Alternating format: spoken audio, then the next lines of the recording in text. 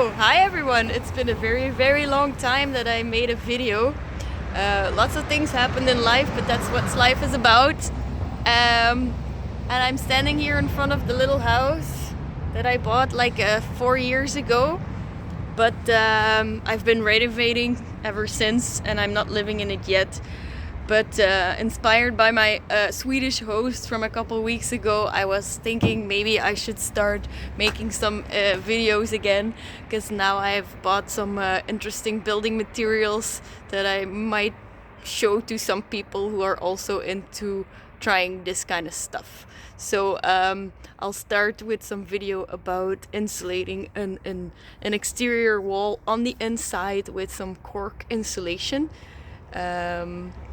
Yes, and so it's a little house it's only 3 meters wide, and yeah, I painted the door yellow. That's pretty, but it has nothing to do with what I'm gonna do today. But it's an old house from 19th century, from the 30s, I think, and so I've been coming up with many things so far that I had to deal with, and I wasn't really into making videos about all that. But then this Swedish lady, Birgit, she said, yeah, you should make some videos, because she was watching some YouTube channel from someone who was doing that. So I'll give it a try again.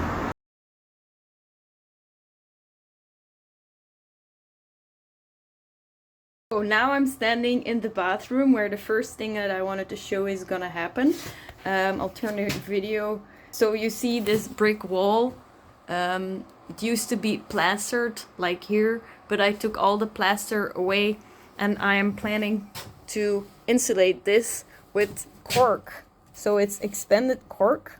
I took 5 centimeters thick plates, and they will give me an R value of 1.25, which is not that much compared to 5 centimeters of Berg insulation, but at least it's something natural, and it will also not mold, because cork is, like they say, if you have a bottle of wine, what would you put to keep the wine good? That would be cork, because cork isn't going bad. It can stand these moisture changes in air and within the wine, and it will keep it still kind of tight, that the wine doesn't go bad or something. You can buy these. They come from Portugal. And actually a fun fact is that the trees, they're not cut to harvest the cork, because they will actually, the bark of these type of oaks will be taken away, and then in a couple years another bark is grown, and then they take it away again. And then of course this is also expanded, so it's not only cork, there's more air in it, but it is quite sturdy and heavy actually. And you can already feel the difference between the wall and this.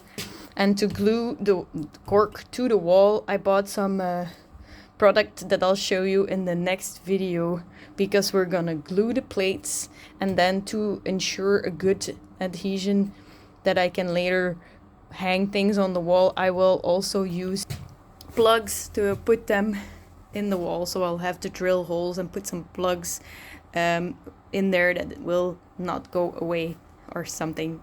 Also, because this is gonna be the bathroom, I will ensure some space in between, because you never want soil or moist that can stand on the floor to be in contact with the cork. So I'll give it, not that much, because it's also insulation and you want to have it continuously, but maybe like half a centimeter or something. And then actually we'll see how it goes. So hopefully you're interested in what I'm doing, and I'll show you. I bought this product, Cecil Tech. It's called Isovit, and it's the attic system, which is also known for when you put wooden insulation, like wood wool from Hutex or something, on the outside of your building. But it contains actually cork already in it, and it's fixing and leveling, and it's a mortar based with NHL, so kalk, and cork aggregates, which makes the glue actually also being something that is insulating the wall. This is a bag of 20 kilos, and I will just make just a little bit because it's a couple square meters, not that much what I'm going to start with, just to give it a try. And it's only gonna be like 5 kilo that I'll mix with something like 1.5 liter of water.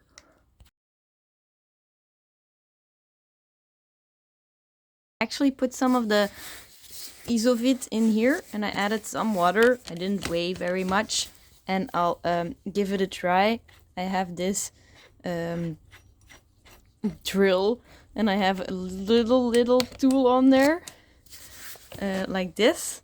It's not the biggest one, but I'm also not making the biggest quantity because this is just a small bucket, and we'll see how it goes. You can see the cork aggregates are very small. They're hardly visible. So I gave it a good stir, and I got to this. It feels like quite airy. It's not heavy. So I think this looks like a good mix to me. The thing with mixing is never be afraid, because you could always, or that's my opinion, maybe some professionals will say never, don't listen to that advice, but my opinion is the thing with mixing is don't hesitate, and you can always add a little bit more water, or if it's too much water, then you add a little bit more of the Isovit or whatever you're mixing. So never be too afraid. Before I'm gonna glue the first plate against the wall, I'll see if everything is level. I put a board underneath to not have the cork touching the floor. The gap in between, I definitely have to fill up some other insulation material a little later. But despite I have had so many things not level in this house, this floor has been redone in the 90s, and I am pretty lucky that it actually is very, very level already by itself, which for some first times maybe even makes this a lot easier, that I don't have to like level everything out, and I can just leave it leaning on the floor. I'm gonna start applying the glue on the cork, and I've watched some videos for this, and some people actually just go along the side and then some here or there. Others also used, like when you are tiling, and put the glue everywhere. But since my wall isn't super straight, I'm just gonna go for the technique where I use the edge and then some here or there. That's also how the bag of glue would describe how to do it. So give it a try. This is how it looks. So I went all on the edge and a little bit here and there in the middle. Maybe it's a little too much, but again, I'm experimenting, and it's okay to see how things go and then adapt your behavior, because that's what life is about, I think. Learn by mistake or by doing, and see how things roll. So let's see how this thing is gonna go against the wall. First one is fixed to the wall, and I use this piece of wood to just tap. Now I'm doing it not as hard as I did before. Very along those edges where I have applied the glue to, and then in the middle, of course. And then I had some little gaps where I could see the glue wasn't really touching, so I added just a little more in those spots. But you see, I'm still very level, which is nice, thankfully. Now let's put the second one. I also noticed that I used quite some of it, so it might not even be enough for 3 plates, or maybe I'm just putting too much, but we'll see. Maybe I'll try the other technique with the tile, but still this wall is really not straight, and I better use a little too much than a little less. Here on this side where the plaster is still on there, I might just use the other technique where I use it like a tile, since I'm still gonna fix it by drilling holes and plugs anyway. I also need a small piece, so a piece of cork. I'm gonna see for the first time how well you can cut cork with just a regular saw. Regular, it's a Stanley, so it's a very good one. So let's give it a try. That was smooth like butter. Oh, I actually made not an error, but I started to put the plaster or the glue on the second big plate, but of course I don't want, never ever in insulation, that the seams or the edges continue. So you don't want to have one line. So actually I cut this small piece to go against there, and then afterwards I'll put this big one above. So I will always have the line where two plates are in contact, not being one straight line all the way up, but it will always jump aside.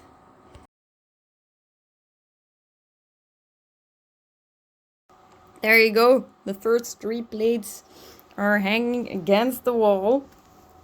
I had to make already a second batch for this, so probably gonna use more of it than I expected. But it's good that I'm trying now, so that means that I can order more.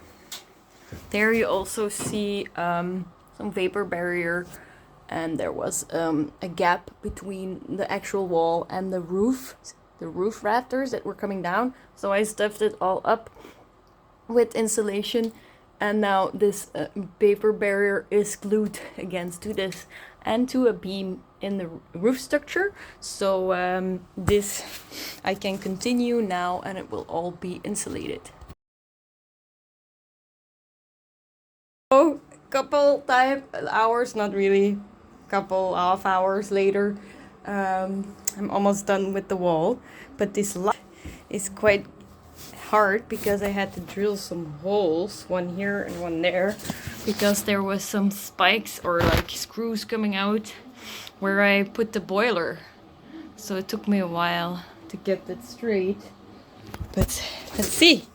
I made quite some mess because when you cut it, the cork, some dusty cork comes loose, but I'll clean that later.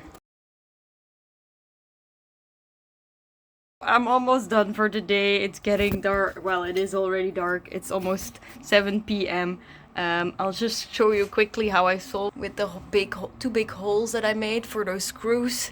I filled it up with some cork that I had because of all the cutting. There was some small pieces of cork everywhere, and then I closed it off with this glue that I had.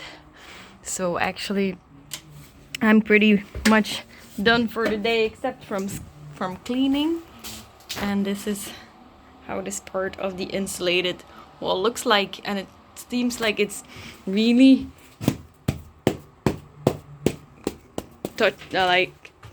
touched to the wall. It's not coming off or anything, but I still will add some plugs to get it insured, fixed properly. And now I have to go and clean all this mess, and I'll make a next video with the progress here. So just a quick recap of what I did today. I insulated an exterior wall on the inside with 5 centimeters of expanded cork, which gives me an R value, or an added R value of 1.25. I did put it directly on some old brickworks, of which I had taken off the old plaster, and in the end the result. So you see the lines of where some of the plates will end. They are glued together, so they're sealed, and they are not continuous, so that's a good thing. Then again, it is cork because bathroom, and the bathroom is a moist place, or can be a moist place, and cork is actually moist resistant, as I told you about how cork is also used to close off wine bottles. So I am very curious how this in the end will go, because on top of this, on this side, not in the shower, I will put some clay on top of it, a clay plaster, see how that goes. Another advantage of cork is also that it is acoustically also insulating, and since I'm here next to a big street with lots of traffic, I'm happy that this will make things more silent inside of the house, and of course thermally added some R value of 1.25 in the house. In the end, I am very happy how actually easy it was and how well the glue, making it stick on the wall, how easy the glue was made, and how lucky I was to have the floor level. So when it's dry, I will take away this piece of wood, and then I have a little gap that I will fill up with some other material, like up there also the gap in between the rafter and the insulation panel, I will fill it up with something else. It's not that big. So yes, these couple hours that I worked in my little house again. So thank you for your attention, and hopefully I inspired you to use some cork insulation in your own house, because it's very easy, natural building, moist resistant. Bye!